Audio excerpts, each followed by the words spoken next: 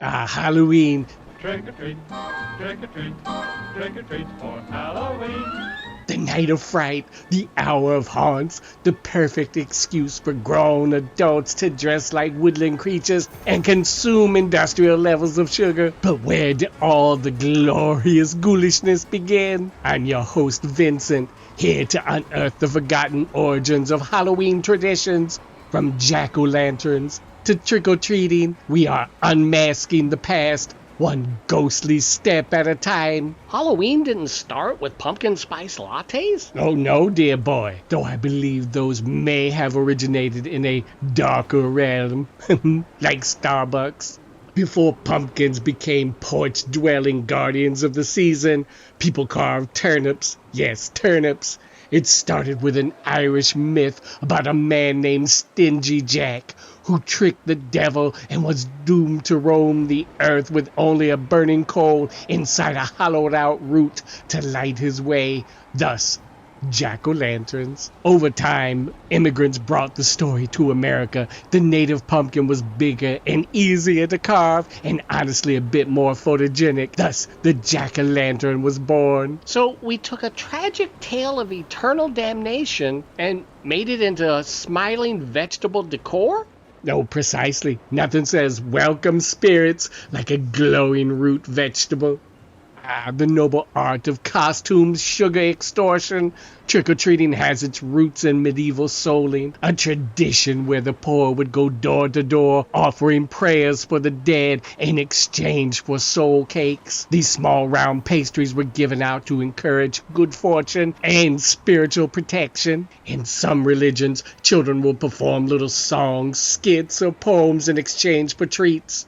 By the early 20th century in America, the practice morphed into the family-friendly ritual we know today, though friendly may not be the word that dentists would use. So Halloween started as carbs for ghost exchange? Exactly. And now it's carbs for costumes and comas. Progress. Witches became linked with Halloween thanks to ancient fears of female healers, midwives, and wise women, often vilified by religious authorities. The image of the witch, pointy hat, cauldron, cackle, was shaped by centuries of folklore and hysteria. Black cats, meanwhile, were believed to be witches' familiars, supernatural companions in animal form. In some stories, they were even thought to be shape-shifted witches themselves. All those cat ladies are actually witches? Well, I wouldn't say all, but I'd keep an eye on Miss Whiskers if she starts chanting in Latin.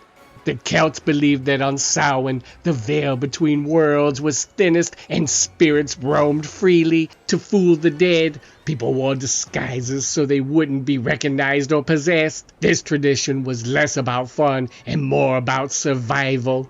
Costumes evolved through the ages, from animal hides and scary masks to store-bought plastic suits and now elaborate cosplay. But the original goal? Avoid the wrath of the wandering spirits. So dressing up like a minion was originally about surviving the underworld? Oh, some would agree minions are from the underworld. Bananas indeed.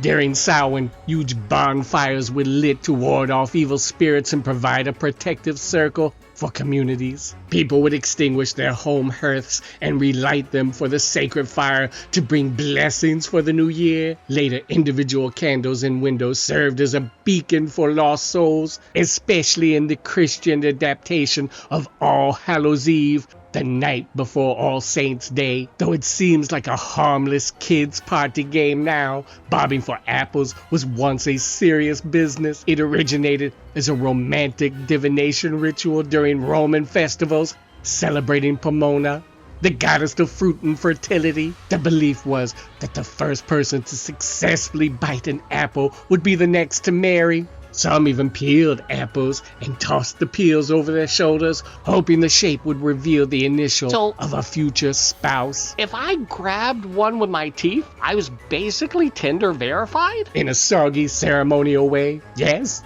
Skeletons, skulls, and death imagery are all rooted in the medieval memento mori tradition, a reminder that death is inevitable. Halloween embraces this concept by using humor, costumes, and celebration to mock fear and death itself. the Day of the Dead, Dia de la Mortes, while a separate holiday shares this cultural DNA, honoring the dead with altars, skeletons, and joyous remembrance. Cheerful.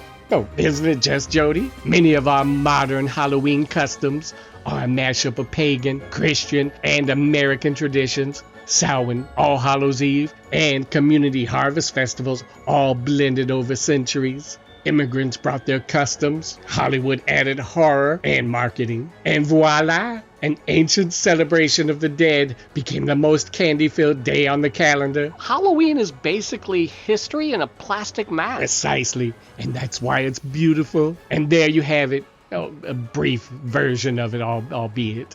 Behind the candy and cobwebs lie centuries of myth, meaning, and mischief. Halloween is more than a holiday. It's a ritual, a reflection, and a resurrection of history itself. And to think, I just like the free candy. Whether you're in it for the lore or the licorice, remember this, Halloween isn't just about fright. It's about tradition, wrapped in toilet paper and draped in cobwebs.